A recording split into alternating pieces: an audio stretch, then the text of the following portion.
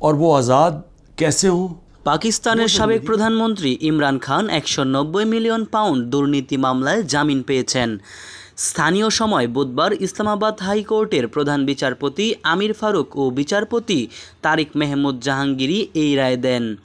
2018 থেকে 22 সাল প্রধানমন্ত্রীত্ব থাকাকালে অবৈধ সুযোগ সুবিধা প্রদানের মাধ্যমে ইমরান খান ও তার স্ত্রী একটি রিয়েল এস্টেট ডেভেলপার কোম্পানির কাছ থেকে একটি জমি উপহার নেয়ার অভিযোগ গঠন করা হয়।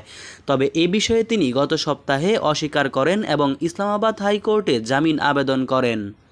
তার দলের আইনজীবী নাঈম হায়দার পাঞ্জুথা জামিনের বিষয়টি নিশ্চিত করে এক্সে বলেন, ইমরান খান এখনও 2 মামলায় অভিযুক্ত হয়ে কারাগারে রয়েছেন। এর মধ্যে একটি রাষ্ট্রীয় গোপন নথি লঙ্ঘন এবং অপরটি হল ইসলামিক বিবাহ আইন লঙ্ঘন। 2022 সালের এপ্রিলে বিরোধীদের অনাস্থা প্রস্তাবের মাধ্যমে ক্ষমতাচ্যুত হন ইমরান খান। এরপর দুর্নীতি থেকে শুরু করে সন্ত্রাসবাদের বেশ কয়েকটি অভিযোগের মুখোমুখি হচ্ছেন। তুষাখানা মামলায় দোষী সাব্যস্ত হওয়ার পর গত বছরের আগস্ট থেকে তিনি কারাগারে রয়েছেন এবং পরবর্তীতে সাইফার ও অবৈধ বিয়ের মামলাসহ অন্য মামলায়ও দোষী সাব্যস্ত হন। মোহাম্মদ সায়েম সরকার, নিউজ বাংলাদেশ 64।